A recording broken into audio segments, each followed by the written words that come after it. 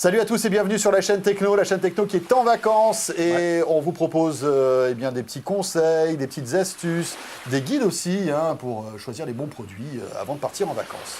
Et avec aujourd'hui une question qui revient tous les ans, comment rester connecté à Internet en vacances?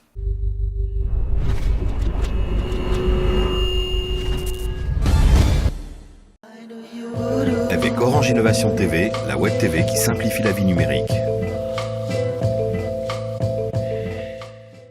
Et avant de parler de high-tech et de vacances, regardez, elle est là, c'est la coque iPhone, la chaîne Techno fabriquée par Casemate que nous vous offrons tous les jours en ce moment.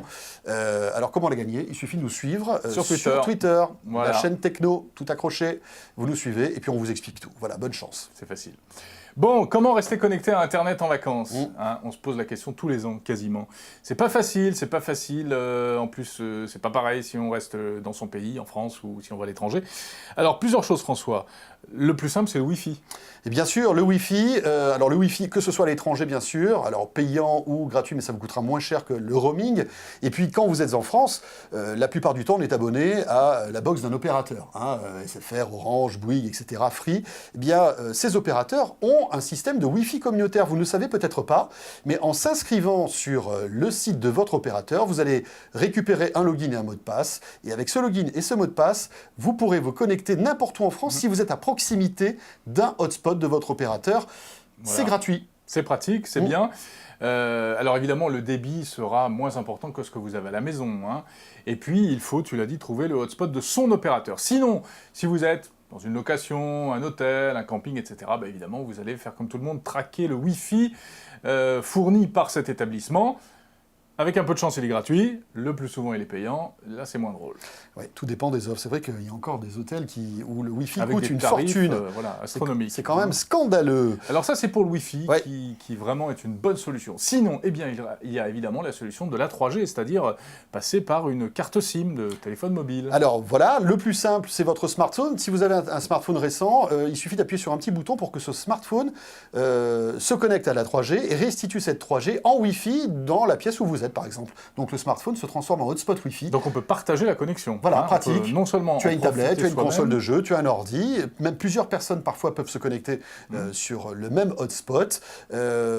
Attention, vérifiez bien que vous avez cette option-là dans votre forfait sur votre téléphone mobile. Et ça consomme énormément de data, comme on dit. Donc ça va très très vite. Mais c'est bien pratique en solution de dépannage, on va dire. Voilà. Si toujours le problème est toujours pour vous de non seulement de vous connecter, mais ensuite, en plus de partager cette connexion avec les autres membres de la famille, les enfants, tout ça, qui réclament pour leur console de jeu, vous avez la clé 3G. Alors la clé 3G classique, c'est un grand classique, vous mettez ça dans l'ordinateur, ça vous permet de vous connecter avec votre ordi, et puis pareil, il y a des petits logiciels qui permettent de transformer l'ordinateur en hotspot, donc pour répartir tout cela en Wi-Fi.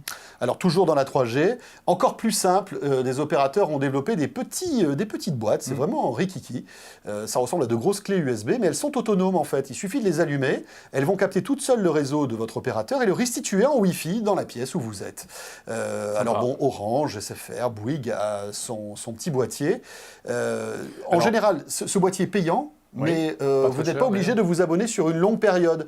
Vous pouvez, par exemple, acheter de l'Internet prépayé, par exemple une demi-heure d'Internet, ou une journée, ou une semaine, ou un mois. Et puis, dernière solution, un petit peu la solution luxe, on va dire, c'est d'emporter avec vous votre routeur, votre petit routeur de vacances. Ça, c'est vraiment le truc de geek. Mais alors ça, c'est vraiment bien. Celui-là particulièrement, il fait tout. Il fait tout? C'est-à-dire qu'il fait à la fois 3G et Wi-Fi. Donc pour ce qui est du Wi-Fi, par exemple, il va pouvoir attraper les réseaux communautaires dont on parlait tout à l'heure. Tu n'auras pas à retaper ton login, ton mot de passe. Mais parce qu'on sera déjà préinscrit, en fait, c'est ça. Ils seront déjà enregistrés là-dedans.